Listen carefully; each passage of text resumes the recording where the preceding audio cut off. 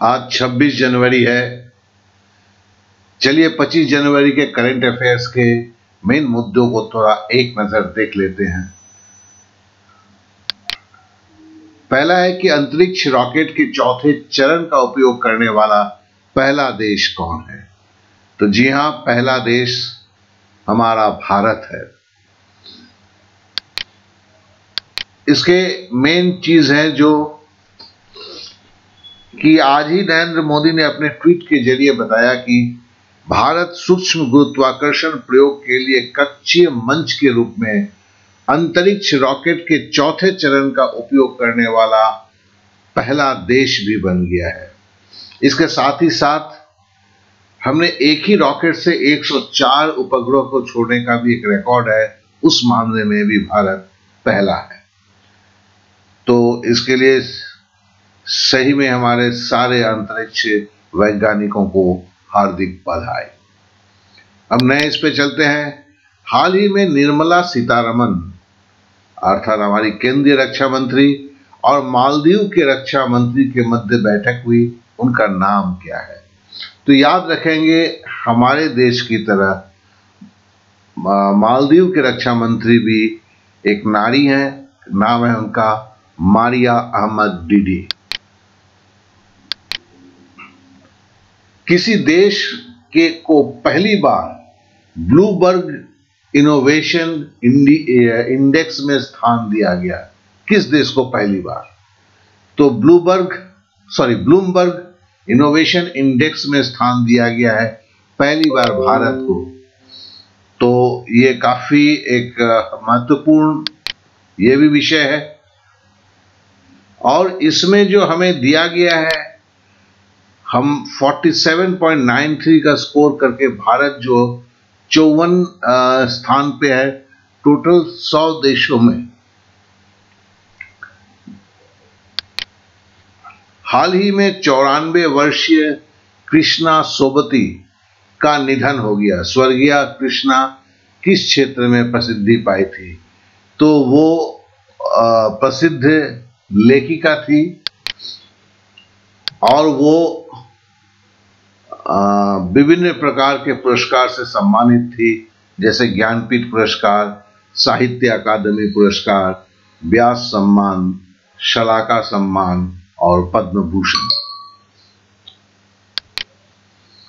नागरिक उड्डयन मंत्रालय के उड़ान 3 के तहत कौन से द्वीप समूह में सी प्लेन संचालन की मंजूरी दी गई है? तो यह है अंडमान द्वीप समूह पे।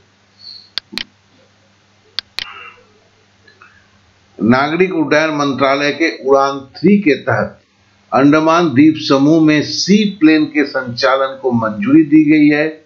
सुरेश प्रभु ने 13 जल मार्गों पर परिचालन को मंजूरी दी है, जिसमें से 5 अंडमान द्वीप समूह में आते हैं। अंडमान के द्वीप जो समुद्र के रास्ते से जुड़े होंगे वे हैं कैंपबेल बे, कार निकोबार, हैवलॉक, हुतबे नील, लॉन्ग आइलैंड एंड डिग्लीपुर। आमतौर पर मालदीव और मॉरिशस में उपयोग होने वाले सी प्लेन का संचालन सरकार की महत्वाकांक्षी क्षेत्रीय संपर्क योजना है।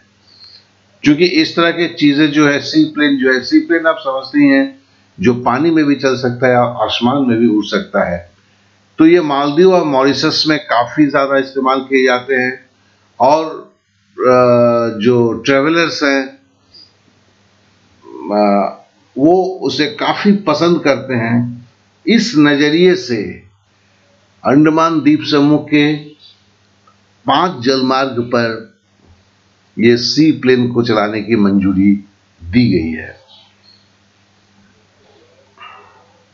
अगला सवाल पे चलते हैं।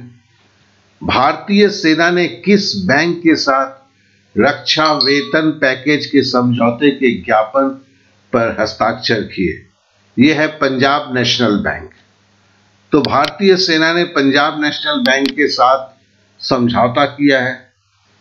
भारतीय सेना के लेफ्टिनेंट जनरल अश्विनी कुमार और पंजाब नेशनल बैंक के श्री नवीन कुमार ने एमओयू के करके ये रक्षा वेतन पैकेज को लिया हुआ है, जिसमें पीएनबी जो है रक्षा प्लस योजना के स्थायी और बुजुर्गों का सेवा ओवरड्राफ्ट सुविधा 75,000 से 3 लाख तक रुपए का, बाहरी चेकों का त्वरित क्रेडिट और लॉकर्स का तरजीही आवंटन, मुफ्त ये एसएमएस अलर्ट, ये सारी जो है सुविधाएं जो है वो भारतीय सेवा सेना के जवानों को पंजाब नेशनल बैंक में देने का वादा किया है।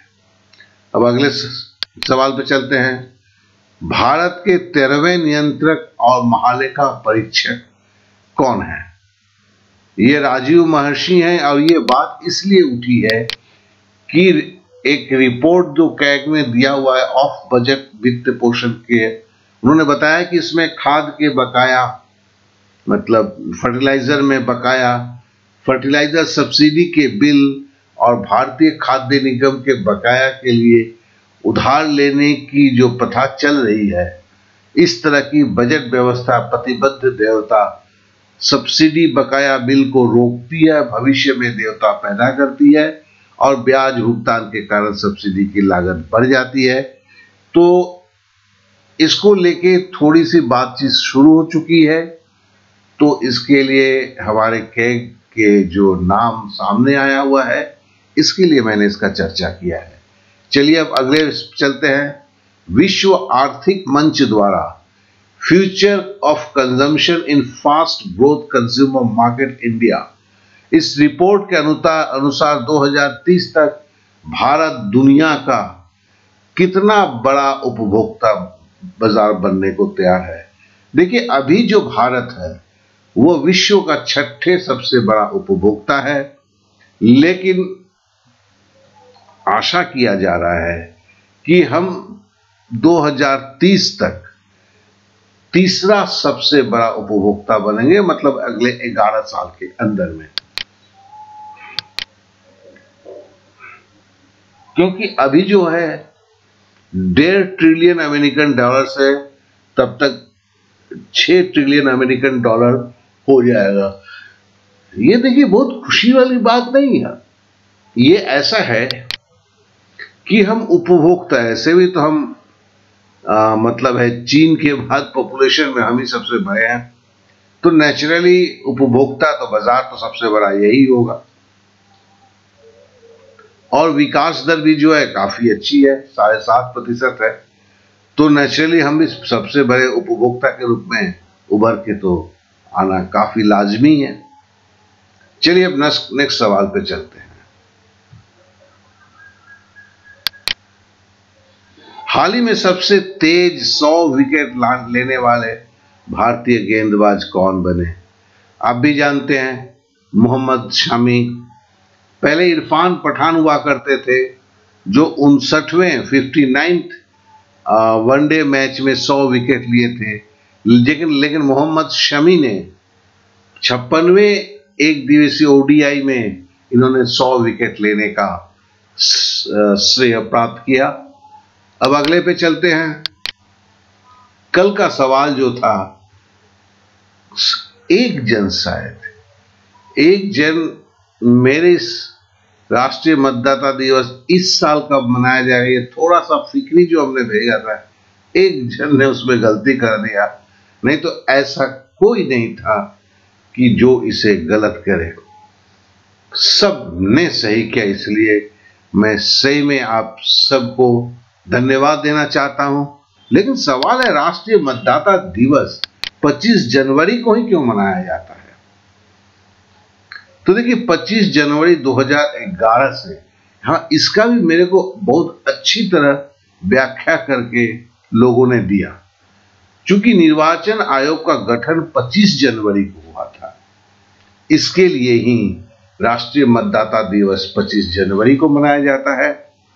और हमारा ये 9वीं राष्ट्रीय मतदाता दिवस है, क्योंकि 2011 से यह मनाया जा रहा है, क्योंकि 2011 को सरकार को यह महसूस हुआ कि नए जो 18 साल के पूरा करके मतलब मतदाता बन रहे हैं, उनको उनके अवेयरनेस के लिए इस तरह का कुछ एक प्रोग्राम होना चाहिए।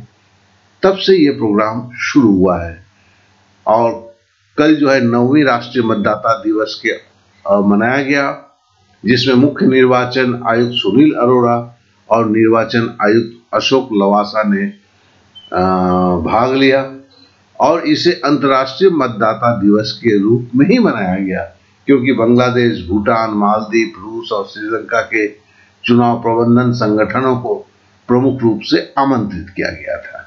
और आज का सवाल जो है वो है 25 जनवरी को कौन सा राज्य अपना स्थापना दिवस मनाता है? आप लोगों का देख के तो मैं जानता हूं कि आप चुटकी में इस सवाल का जवाब दे देंगे। तो बस आप लोगों के सवाल का मुझे इंतजार है। थोड़ा सा अस्वस्थता के कारण आज मैं जैसे सारी चीजों को पढ़ता हूं वैसे नहीं पढ़ पाया, तो इसके लिए मुझे क्षमा कर देंगे। आज बस यहीं पे आप लोगों से विदा लूंगा। Okay then, bye bye, thank you.